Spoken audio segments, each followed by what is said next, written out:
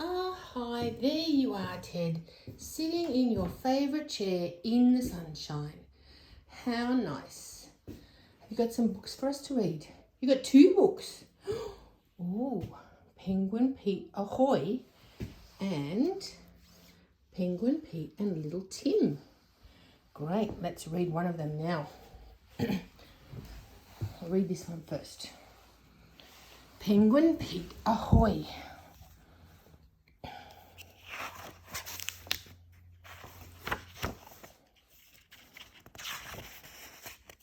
There's lots of penguins doing all kinds of strange things.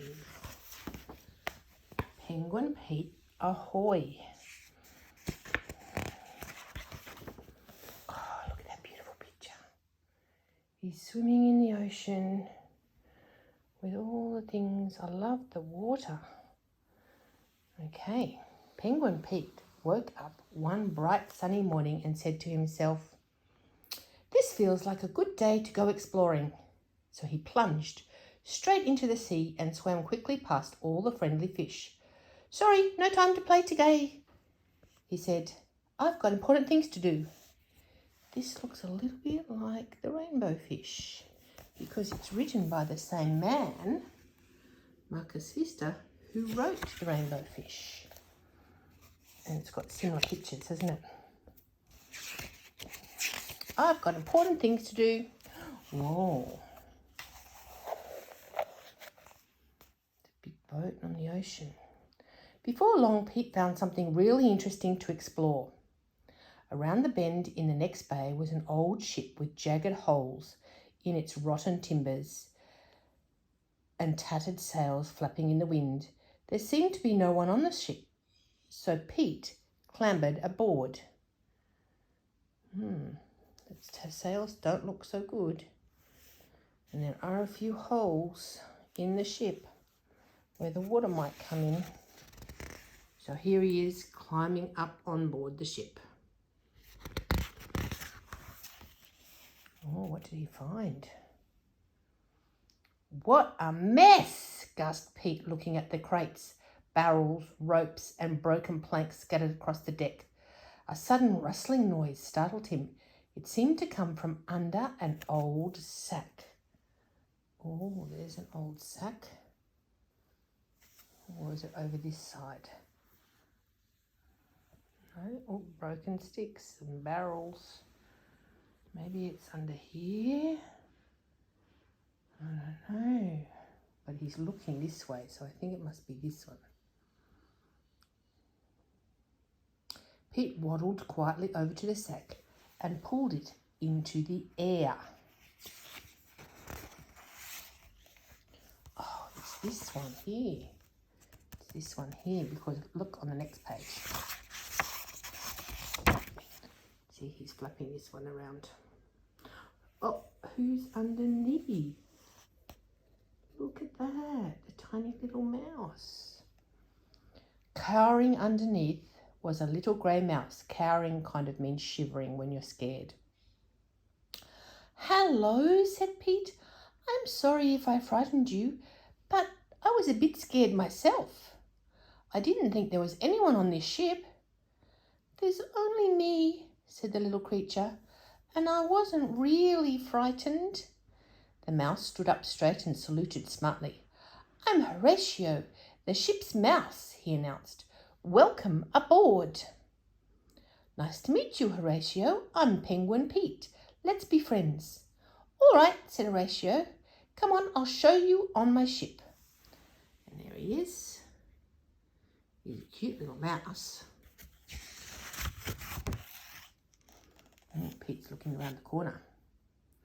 Pete liked the storeroom best of all. Oh, I know why. I know why he liked the storeroom, because there's lots of bits of food there.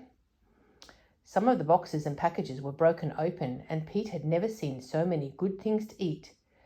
"Does all this really belong to you?" Pete asked, licking his beak. "It certainly does," said Horatio with pride. "Help yourself." "Let's go back on the deck," said Pete, when he was too full to eat any more. Oh, I hope that food's not too old and he doesn't get sick. I can see the little mouse up here. looking at something that might be cheese.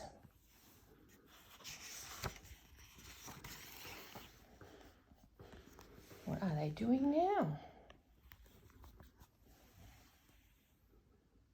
Oh, they're playing games, I think. Pete rushed upstairs and found a fishing net to play with. He swished it through the air, used it to give his friend a ride, and even dressed up in it, until suddenly he was tangled up in the fishing net. The more he struggled to get free, the more he got tangled. "Don't worry," said Horatio. Oh, here he is, all tangled up. Here he is having fun, but now he's all tangled up and the little mouse is trying to help him. "A ship's mouse can handle nets. I'll get you out of there," said the little mouse. The seagull. I think this is a seagull. I'm not sure. Next, Horatio suggested a game of hide and seek. Pete tried his best, but he wasn't very good at hiding, and the mouse, who knew every nook and cranny on the ship, quickly found him every time. Oh, there's the mouse, and maybe Pete's in here. And here he is hiding under a rug. He's got his eyes covered, but you can still see his beak sticking out. Oh, he's climbing up a ladder now. "Let's climb to the top of the mast," said the mouse. "You can see the whole world from up there." So he scampered up quickly up the rope ladder, and Pete struggled to follow him. "The view from here is wonderful, isn't it?" said Horatio. "Yes," said Pete, "but I don't like being up so high. I'm feeling a bit dizzy." "Oh, you're just seasick," said the mouse wisely. There they are right at the top. That's called the crow's nest, where they look out for icebergs. "I think I'd be better in the sea," said Pete. "Why don't we just go for a swim?" "Ooh, can mice swim?" "I don't think they can. I'm not sure." Oh, here they are, going down. Oh, they're going in a little boat. "Swim?" said the little mouse nervously. I have a better idea. I'll go in the lifeboat. It looks seaworthy, and you can push me." So they're going in the lifeboat. I'm hoping it doesn't have any holes in it.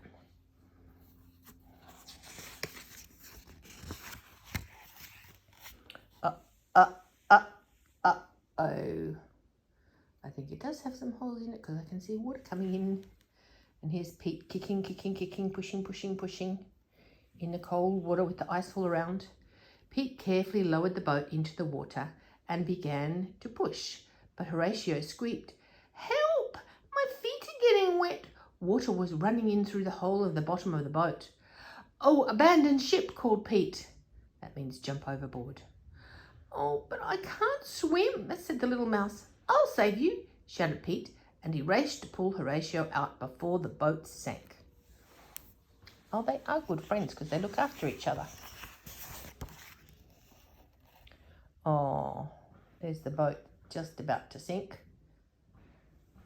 And there's a little mouse on Pete's back. "Climb on my back," said Pete. "You'll be all right." He carried his little friend back to the ship and wrapped him in a blanket. The mouse was still trembling with fright. "I think I'll just stay on the ship from now on," he said. "But I hope you'll come and visit me again." "Of course I will," said Pete, and he jumped back into the ocean. There he is getting warm with the blanket on.